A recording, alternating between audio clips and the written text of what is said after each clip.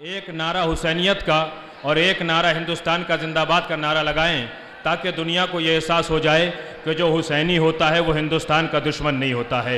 हुसैनियत जिंदाबाद, हुसैनियत जिंदाबाद, हुसैनियत जिंदाबाद, हिंदुस्तान जिंदाबाद। मैं सभी सदर सेक्रेटरी और विशाल मेहदी साहब, शिया वक्फ बोर्ड के चेयरमैन वसीम रिजवी साहब, सभी ने कहा कि इंद्रेश जी के सामने अब हमें तकरीर करना नहीं है।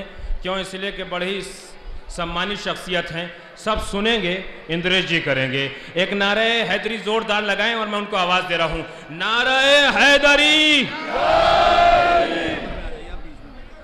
मैं गुजारिश कर रहा हूं माननीय इंद्रेश कुमार जी से कि वो तशरीफ़ लाएं और अपनी तकरीर मोमिनीन के मनव्वरों को और मनव्वर फरमाएं। आज का ये जलसा सियासी जलसा नहीं है, इंसानियत का पैगाम देने वाला खुदाई व तहजीबी जलसा है।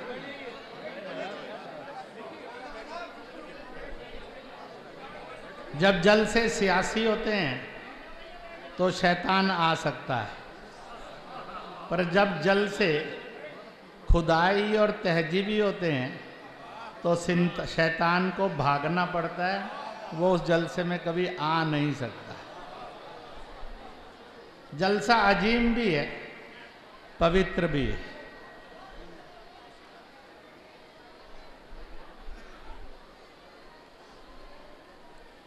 एक कवि ने बड़ी सुंदर सी बात कही है, पर उससे पहले चाहे मंच पर हों चाहे सामने बैठे हों,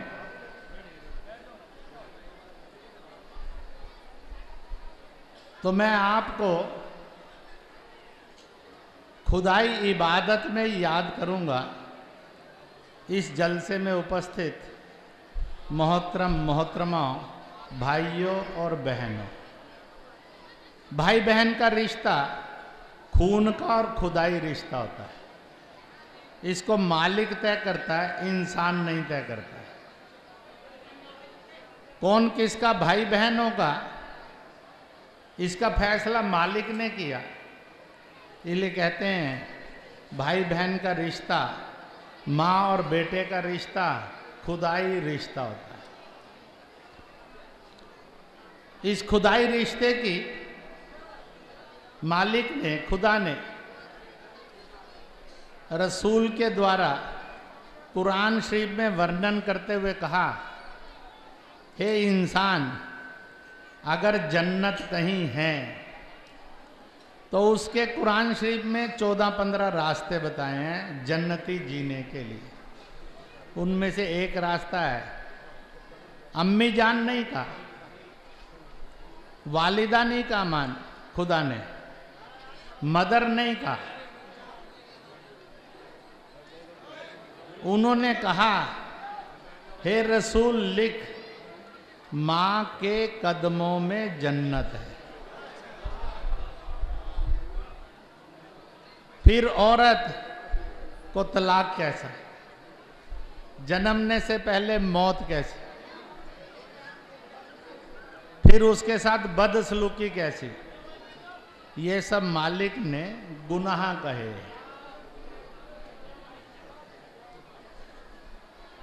इसलिए कवि ने कहा है समय नदी की बाढ़ की अक्सर सब बह जाया करते हैं, है समय बड़ा तूफान प्रबल पर्वत भी झुक जाया करते हैं। अक्सर दुनिया के लोग समय में चक्कर खाया करते हैं, पर कुछ ऐसे मौला अली जैसे भी होते हैं जो तहरीक इतिहास बनाया करते हैं।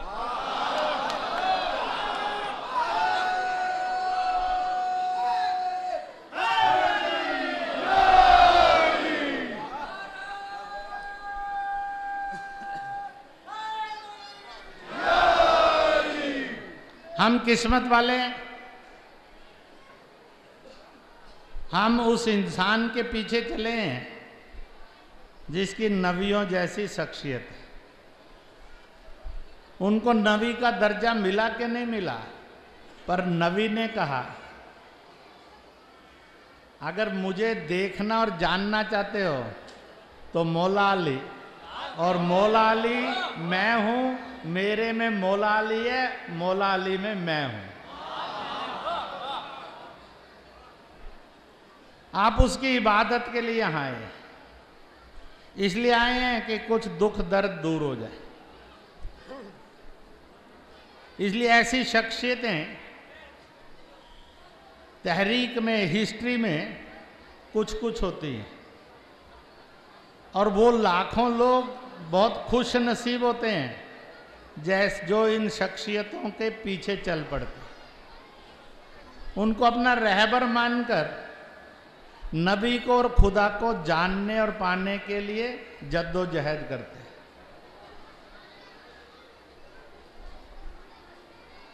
जैसे इन शख्सियतों की ये खुशबू है, इन शख्सियतों के लिए एक शायर ने एक और बात कही है, और बात कहते हुए ये कहा है, मुश्किलों से घबराना क्या, मुसीबतें हैं मुसीबतों से डरना क्या, हे बंदे आखिरकार दीवारों में तो दरवाजे निकाले ही जाते हैं।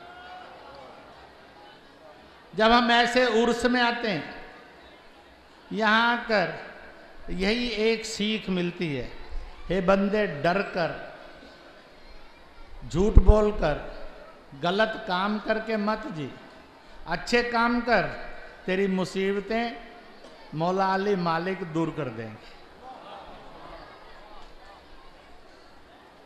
कहते हैं जो गुनाहों को माफ कर सके उससे ताकतवर आदमी कोई नहीं होता। हम ऐसी जगह बैठे हैं जहां पर गुनाहों को माफ करने की हिम्मत है।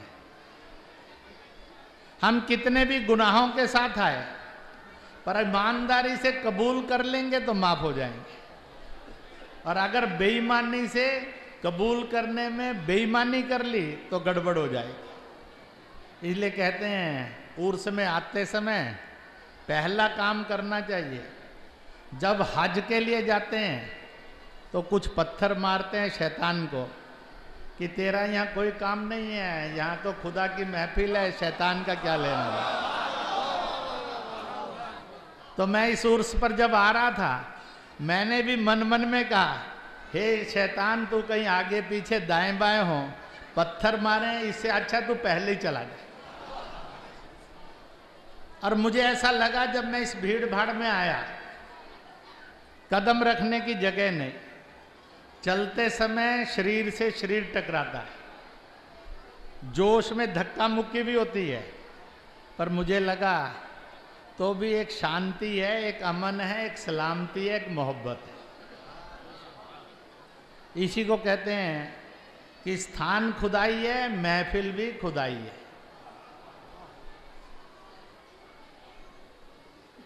इसी तरह से मालिक ने यह भी कहा, जन्नती बनना है, हे मुसलमान तेरे में से हर एक का अपना अपना एक वतन होगा।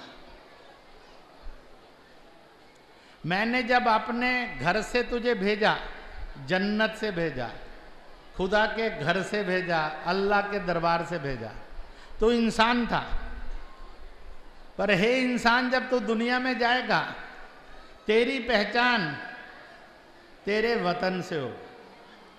सीरिया वाला सीरियन कहलाया, सऊदी अरेबिया वाला सऊदी कहलाया, फिलिस्तान वाला फिलिस्तानी कहलाया, ईरान इराक वाला ईरानी इराकी कहलाया, अमेरिका इंग्लैंड वाला अमेरिकन अंग्रेज कहलाया, चीन जापान वाला चीनी जापानी कहलाया, फ्रांस वाला फ्रांसी कहलाया। मालिक ने अपने वतन को बड़े खूबसूरत नाम दिए। एक नाम भारत दिया, एक हिंदुस्तान हिंद दिया, और तीसरा इंसान ने दे दिया, हमने मान लिया, इंडिया दिया।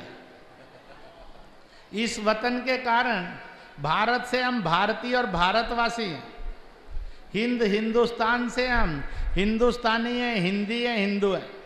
इंडिया से हम इंडियन, और इसलिए मालिक ने जन्नत का रास्ता यहां से फिर बताया। हुब्बल वतनी निस्फुल ईमान मीनल ईमान, अपने वतन से मोहब्बत करना।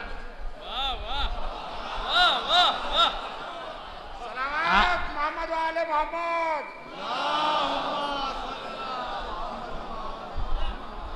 इसलिए अपने वतन से मोहब्बत कर, इसकी तरक्की के लिए जद्दोजहद कर। अगर इस पर किसी विदेशी की मुसीबत आ जाए, चाहे अपने मजहब का हो चाहे पराये मजहब का हो, पर विदेशी विदेशी है, हमलावर हमलावर है, और इसलिए उसके खिलाफ जंग कर, कुर्बानी भी देनी पड़े तो कुर्बानी दे।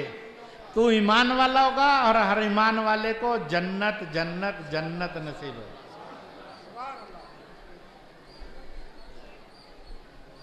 इसलिए जब हम उर्दू फारसी में बोलते हैं तो बोलते हैं मादरे वतन हिंदुस्तान जिंदाबाद जिंदाबाद।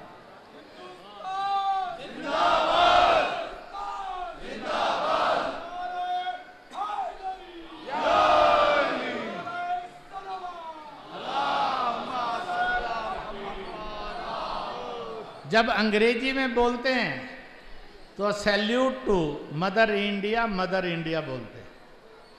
जब हिंदी में बोलते हैं तो भारत माँ की जय बोलते हैं। जब संस्कृत में बोलते हैं तो वंदे मातरम बोलते हैं। अपने वतन से मोहब्बत करते करते 4 जुबान को जानने वाला आदमी बन जाता है। और इसलिए अपने मजहब का आया कि गैर मजहब का आया, पर अपने मुल्क का नहीं था, गैर मुल्क का था। वो अपना दोस्त नहीं है, दुश्मन है। कुरान शरीफ ने कहा वतन की मोहब्बत और उसकी कुर्बानी ईमान है, ईमान से जन्नत नसीब होती है।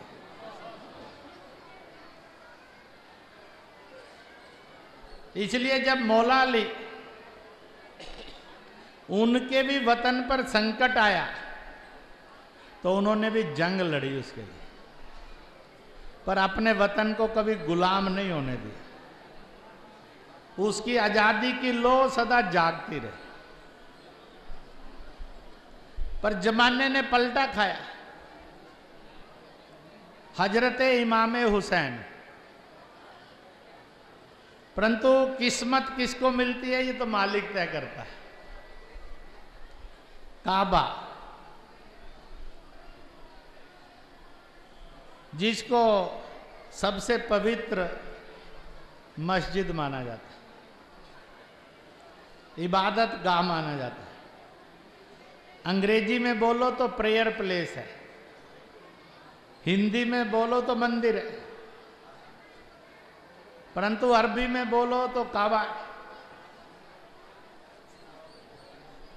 मां के जो हेड प्रीस्ट थे, इमाम थे, जो लोगों की पूजाएं कराते थे, इबादत करवाते थे।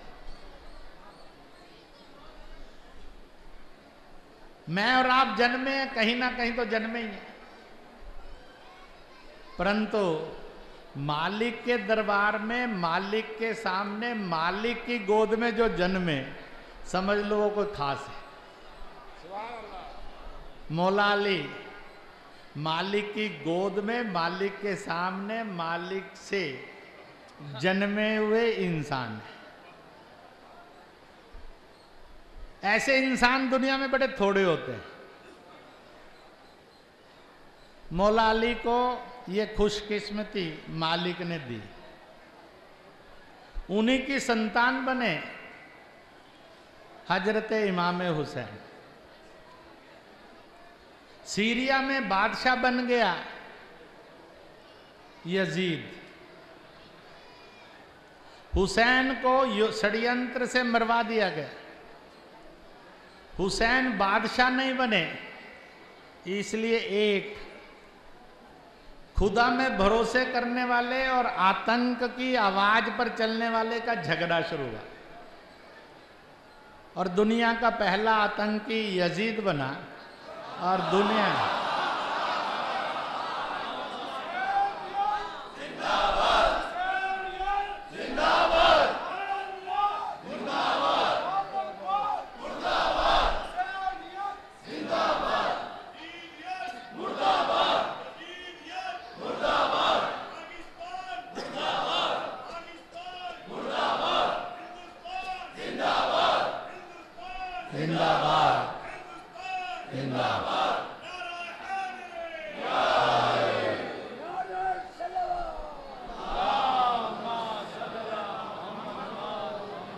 आपका जोश काबिले तारीफ है, मुकाबला नहीं है उसका। आपका जोश, इस जोश को सारा हिंदुस्तान सलाम करता है, प्रणाम करता है, सैल्यूट करता है।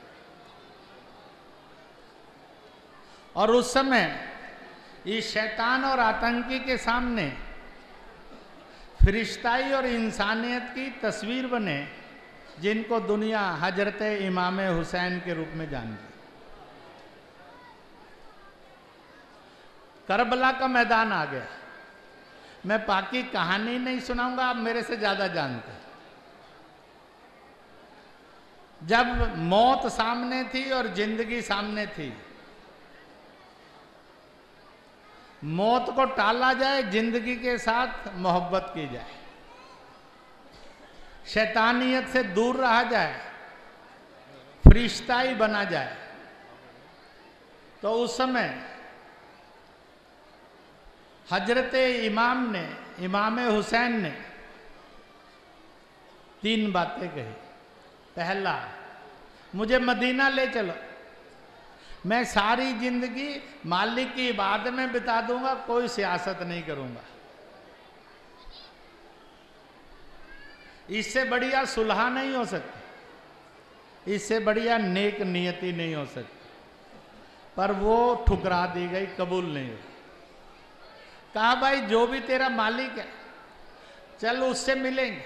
रूहानियत कभी किसी से डरती नहीं है, वो शैतान से भी मुकाबला करती है, पर मुस्कुरा के और प्यार से करती है, नफरत से नहीं करती। नहीं कि बात करूंगा, वो जो मुकद्दर लिख देगा उसको कबूल करूंगा। इसलिए भरोसा यजीद पर नहीं, भरोसा मालिक पर। जो मुकद्दर लिखेगा वो कबूल करूंगा। ये भी खारिज कर दी गई। जिसके बारे में मक्का से मदीना हिजरत करते हुए बार बार रसूल ने कहा, तन्हा और तन्हाई में, मुसीबतों में, जंजाल में, तकलीफ़ों में मुझे खुशबू, खूबसूरती और रोशनी, रास्ता। पूरब में एक हिंद नाम का देश है, रसूल कभी हिंद नहीं आए थे। उस समय हिंद में एक मुसलमान भी नहीं था, तो भी उन्होंने इस सरजमी को दर्जा दिया था कि जहाँ से इंसानियत की फरिश्ताई और खूबसूरत, खुशबूदार, रोशन रास्ता दिखता है, उस सरजमी का नाम हिंद है, उस पर रहने वालों का नाम हिंदुस्तानी है। तब हजरत इमाम हुसैन ने कहा, तो फिर मुझे उस खुदाई धरती पर जाने दे जिसको हम हिंद और हिंदुस्तान कहते हैं। ये भी कबूल नहीं। अंत तो गतवा उन्होंने एक पैगाम लिखा, अपने साथ वालों को कहा, ये पैगाम लेकर जाओ हिंदुस्तान। वहां एक राजा है, मेरे साडू भाई, शाह ईरान की जो अनेक बेटियां हैं, एक माँ से जो 2 दुनिया की सबसे खूबसूरत बेटियां हैं, एक मेरी बीवी है, एक उस बादशाह की बीवी है। मेरी ये चिट्ठी ले जा, फौज आएगी, शैतान का मुकाबला करेगी, शैतान जाएगा, इंसानियत जीतेगी। बात लीक हो गई, इसलिए यजीद ने देर नहीं की, पहला जुल्म किया दोस्त, जो शायद सबसे ज्यादा शैतान का धंधा है। उनकी झगड़ा कुछ था तो हजरत इमाम हुसैन था, झगड़ा इसी का था, उनका नहीं था। एक तरफा झगड़ा था, 2 तरफा झगड़ा नहीं था। इसलिए एक ही कसूरवार था, एक ही झगड़ने वाला था, दूसरे के ऊपर तो जबरदस्ती झगड़ा लादा जा रहा था। उनका छोटा बच्चा था। हजरत इमाम हुसैन डर जाएं, दहल जाएं, घबरा जाएं, अपने रास्ते से बदल जाएं, इसलिए यजीद रूपी मौत ने उस नन्हे से बालक का कत्ल किया।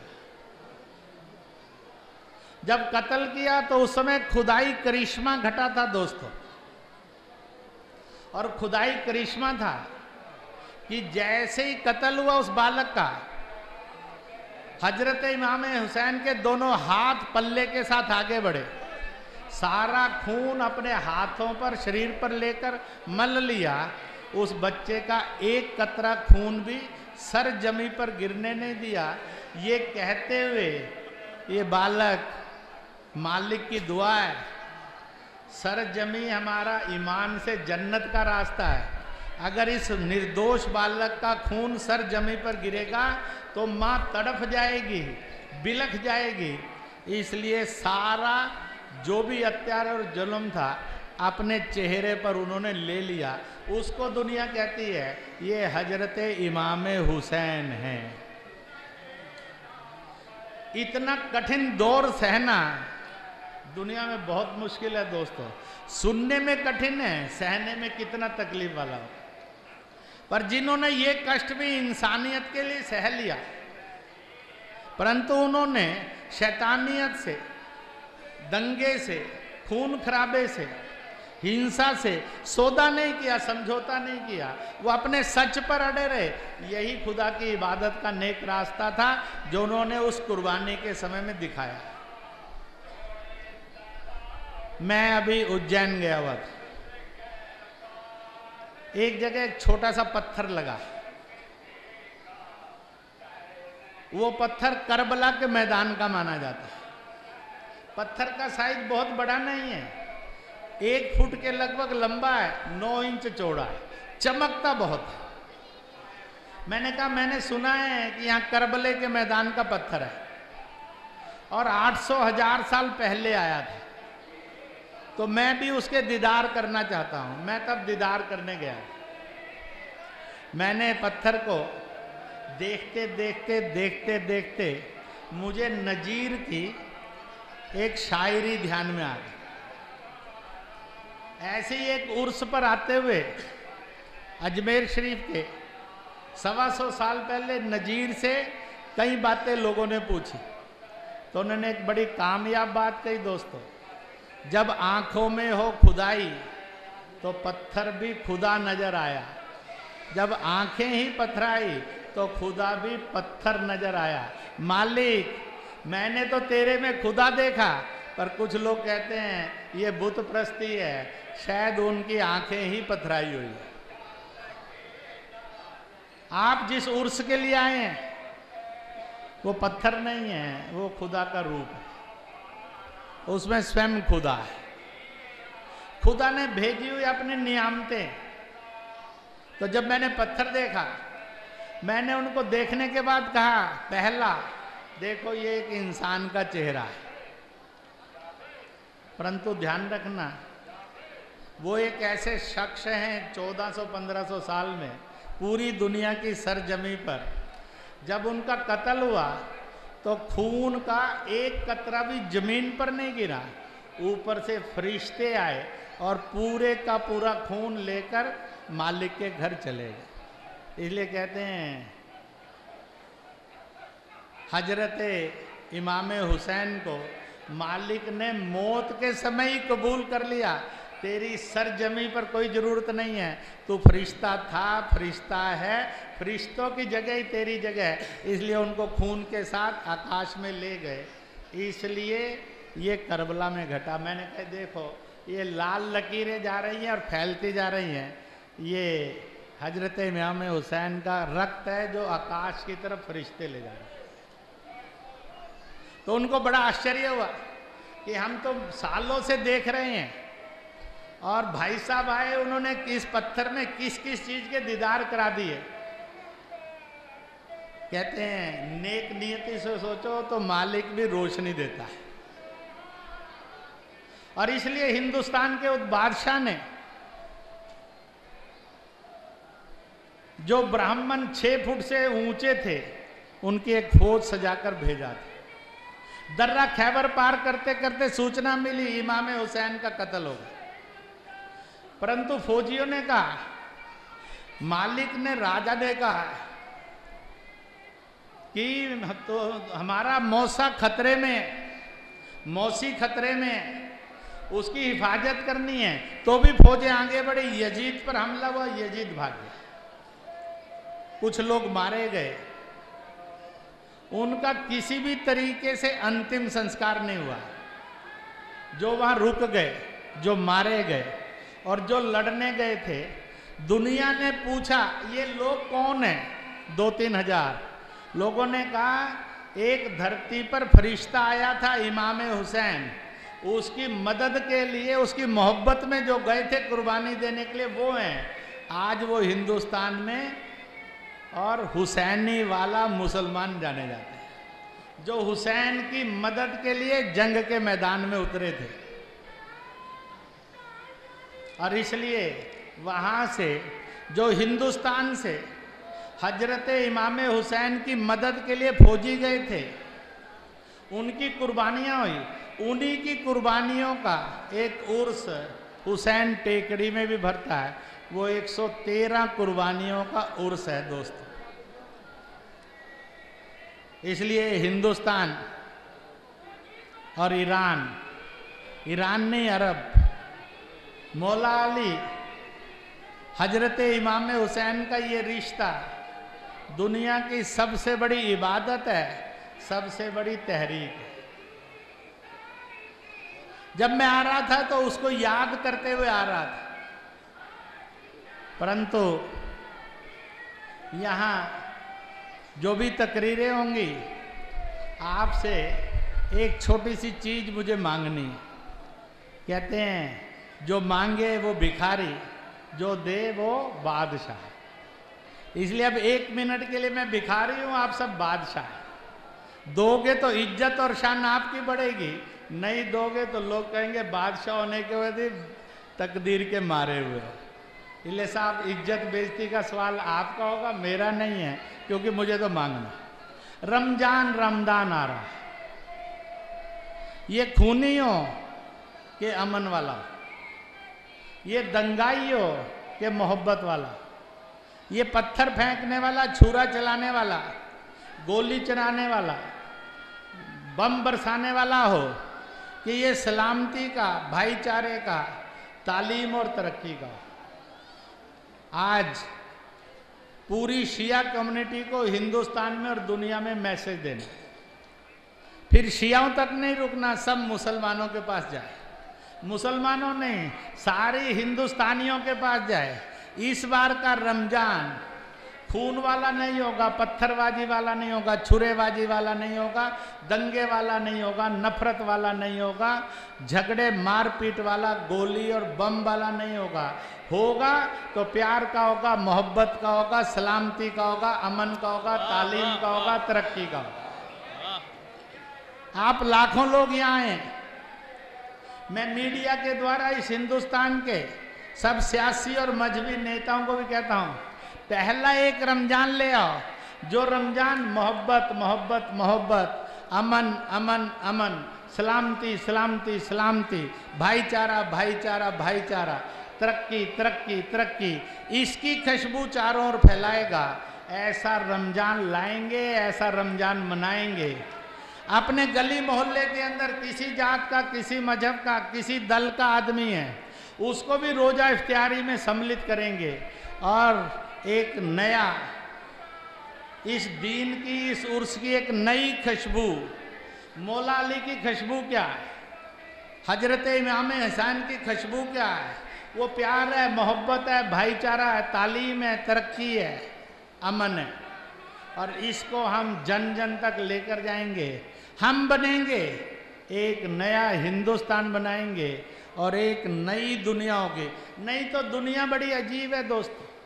सीरिया एक मुस्लिम देश है, 3 ग्रुपों में बटा है। एक मुसलमान ट्रंप की गोदी में है, दूसरा मुसलमान आईएस की गोदी में है, तीसरा मुसल पुतिन और चीन की गोदी में है। और ये तीनों उस्ताद कह रहे हैं बेटा डर मत, हम हैं। और अभी देखा आपने 300 मिसाइल इसने छोड़ी, उसने छोड़ी, 150-200 बम इसने फाड़े। तीनों पार्टियों में मरने वाला मुसलमान था, कोई और नहीं था। इसलिए मैंने जयपुर में अपील की थी मुस्लिम महफिल में, इनको समझाओ ना ट्रंप सका है, ना पुतिन सका है, ना हु जिनता सका, ना ISI सका। ये सब कौन है? दुश्मन दुश्मन दुश्मन, शैतान शैतान शैतान। इनकी गोद से निकल जाओ, आपस में गले मिल जाओ, तो फिर मोहनलाल है कि मोहम्मदीन, वो सैयद शेख है कि शिया, सब एक होकर रहेंगे, अपने अपने मजहब से चलेंगे, अपने अपने दीन से चलेंगे, दूसरे के दीन में दखल नहीं देंगे। इसलिए यह जो कुरान शरीफ की रोशनी है, लकुम दीनेकुम वलिया दीन, अपने दीन पर चलो, दूसरे के दीन में दखल नहीं दो, अपने दीन पर चलो।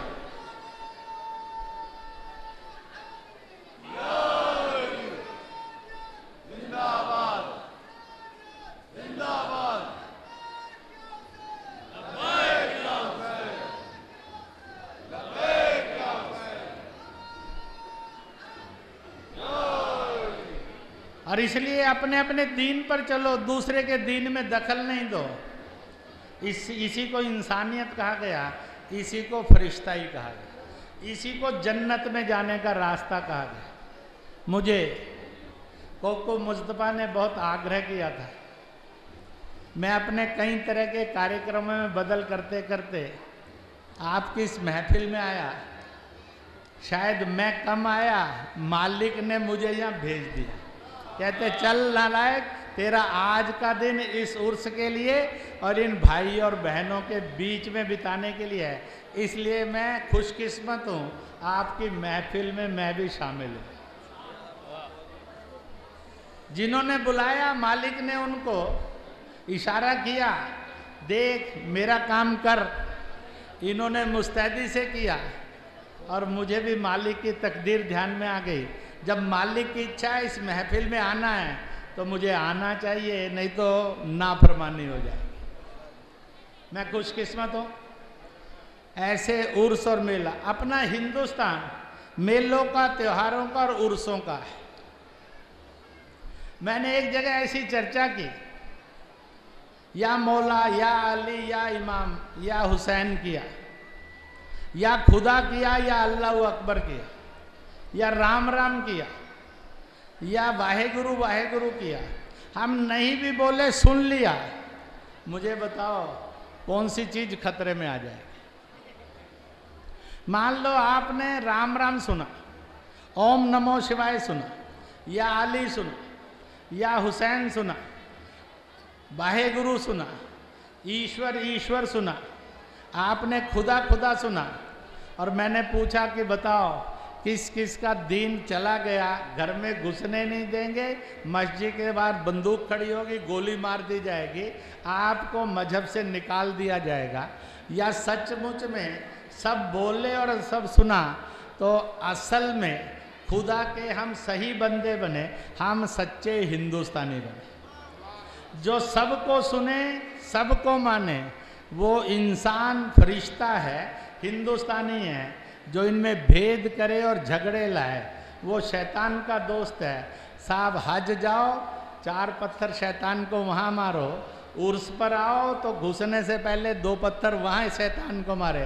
कहा भाई अगर तलाक देंगे तो बीवी को नहीं, शैतान को कहेंगे तलाक तलाक तलाक। इस उर्स में से इस चीज को बांध कर ले जाओ दोस्तों।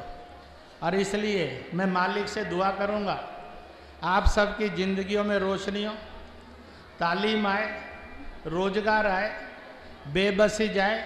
हम हिंदुस्तानी थे, हैं और हिंदुस्तानी बनकर रहें। शैतान हमें गलत रास्ते पर ले जा ना सके। प्यार और मोहब्बत यही हजरत हुसैन है, यही मौला अली है। इस पैगाम को हम जन जन तक लेकर जाएंगे।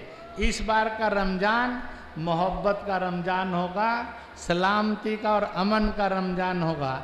इन्हीं शब्दों के साथ जिन्होंने मुझे बुलाया उनको बहुत बहुत धन्यवाद करता हूँ।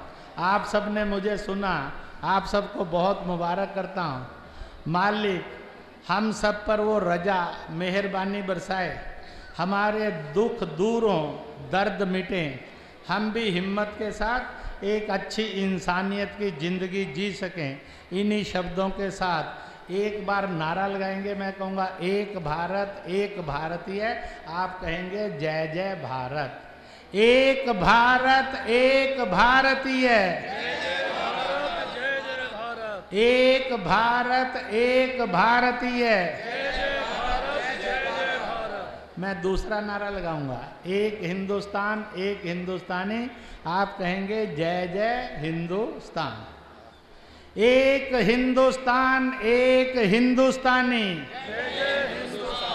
एक हिंदुस्तान एक हिंदुस्तानी। अच्छा दोस्तों, बहुत बहुत बधाई, बहुत बहुत मुबारक, सबको नमस्कार, सलाम।